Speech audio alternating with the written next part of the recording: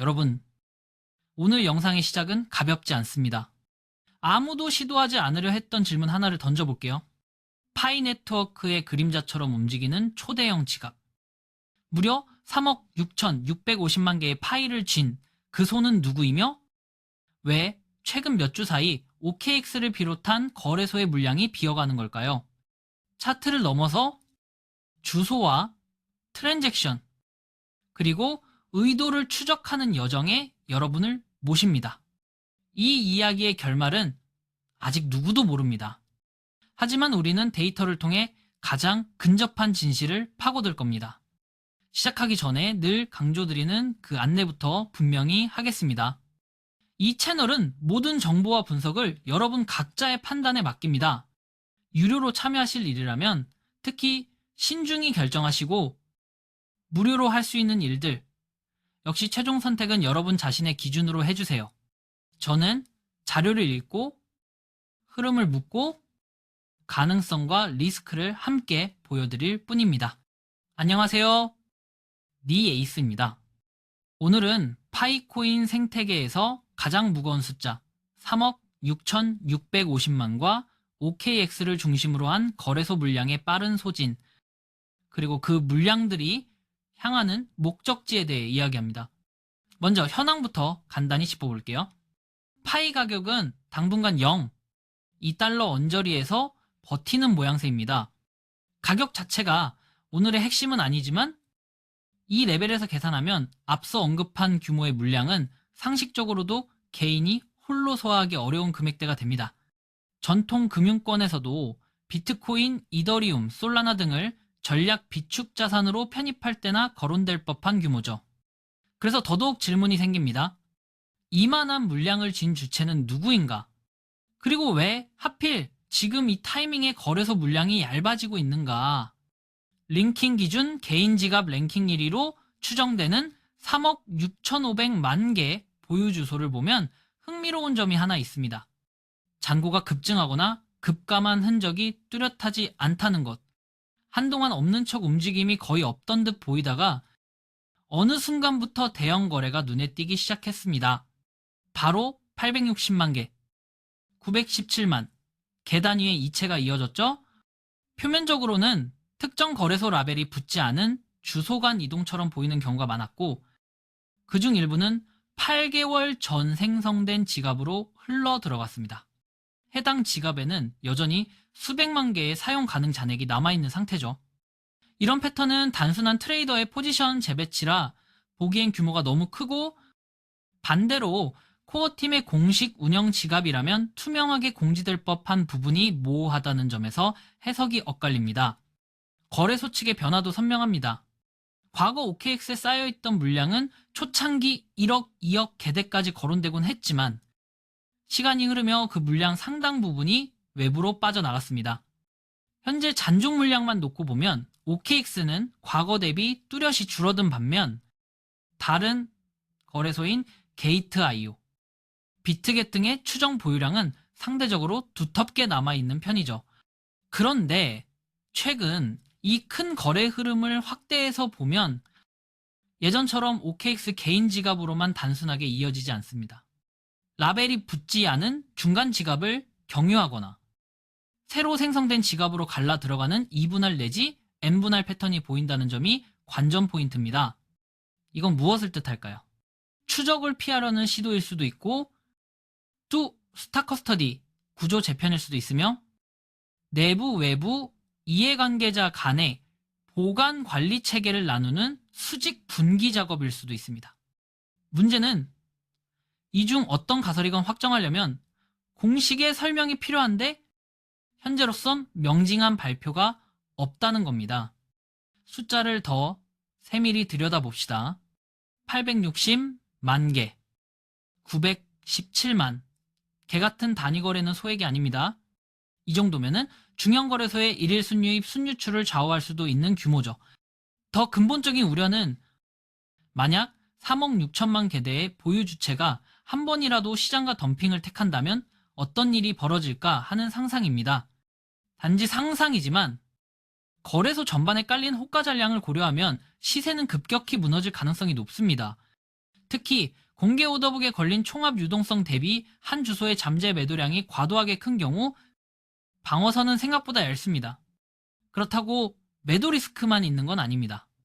정반대의 시나리오 바이백 후 소각 역시 시장이 꾸준히 소문과 기대를 키워온 변수입니다. 만약 대규모 소각이 공식화된다면 단기간 희소성 프리미엄이 붙으며 가격이 예민하게 반응할 여지도 있죠. 다만 이 또한 공식이 없는 이상 추정일 뿐이라는 점을 분명히 합니다. 투자는 사실과 공시, 그리고 본인의 원칙에 근거해야 합니다. 그렇다면 왜 하필 지금 이런 대규모 재배치의 흔적이 보이는 걸까요? 몇 가지 프레임으로 생각해 볼 수 있습니다. 첫째, 락업, 해제, 연장, 재배치에 대비한 프리 포지셔닝일 수 있습니다. 앞으로의 정책, 거버넌스 변수를 염두에 두고 쓸 수 있는 물량과 절대 건드리지 않을 물량을 분리하는 전초 작업 말이죠. 둘째, 외부 파트너십 브리지 결제 라우팅 준비일 가능성입니다. 예를 들어 특정 거래소, 커스터디, 마켓메이커와의 협업을 염두에 두면 소유권과 운용권이 복합적으로 얽힐 수 있어 주소 구조가 복잡해지는 건 흔한 일입니다. 셋째, 단순한 포지션 은닉 거래소, 라벨에 따라 추적이 너무 쉬워지자 비라벨 주소로 흩어 속도를 떨어뜨리고 매끄럽게 움직이려는 전략일 수 있죠. 어느 쪽이든 공통점은 큰 그림을 그리고 있다라는 느낌을 지울 수 없다라는 것입니다. 다시 개인 랭킹 1위로 추정되는 지갑 이야기로 돌아가죠. 이 물량이 코어 튄 것이라면 공식 공지가 뒤따라야 하며 그렇지 않다면 또 다른 유력 주체가 존재한다는 얘기가 됩니다. 펀드, 초기 채굴 에어드롭 누적, OTC 딜, 기관성 커스터디 등 가정은 다양합니다. 다만 요즘 흐름을 보면 OKX에서 더 이상 단도직입적으로 빼지 않고 중간 지갑을 경유하는 비중이 커졌다는 점이 눈에 띕니다.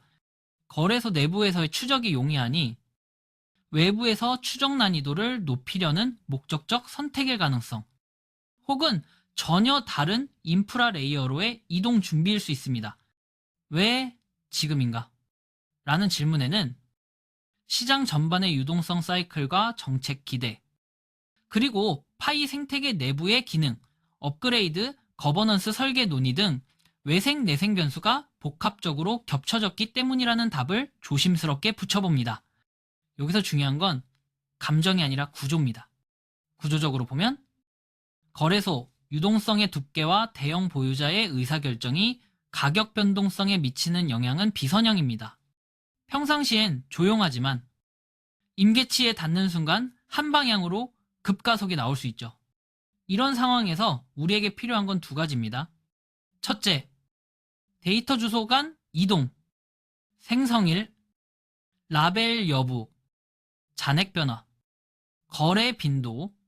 둘째, 시나리오 소각, 락업, 분산 커스터디, OTC, 브릿지, 거버넌스, 데이터를 시나리오에 대입해 가능한 범위를 줄여나가는 작업이야말로 개별 투자자가 할 수 있는 가장 이성적인 방어입니다.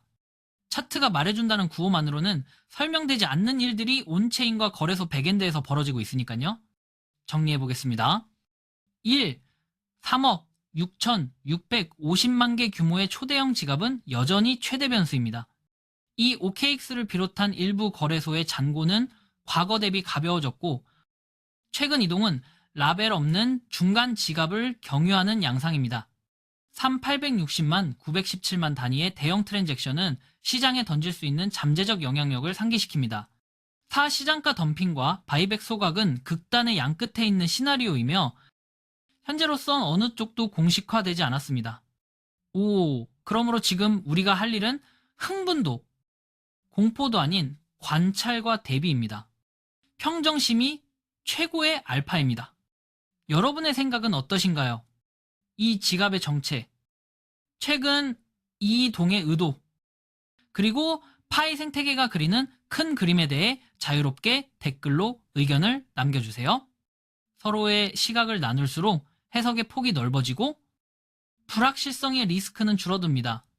오늘 내용이 도움이 되셨다면 구독과 좋아요, 알림 설정으로 다음 분석을 가장 먼저 받아보세요.